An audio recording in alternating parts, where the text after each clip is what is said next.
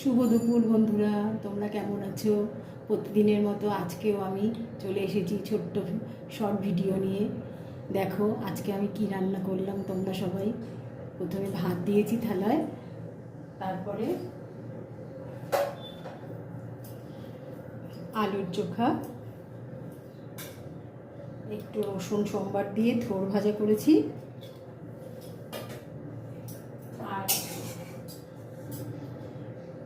ডিমের অমলেট করেছি। ডিমের অমলেটটা করতাম না, ছেলে বায়না করলো মা ডিমের অমলেট খাবো, তাই ডিমের অমলেটটা করলাম। আর এই গরমে সব থেকে প্রিয় হচ্ছে টক ডাল, ছোটো ছোটো কচি কচি আমড়া দিয়ে টক ডাল করলাম। আর সবশেষে হচ্ছে কাতলা মাছের ঝোল। কিছুই না, সামান্য একটু আদা আর জিরে বাটা দিয়ে করেছি, বেশি রিচ করিনি, গরম তো।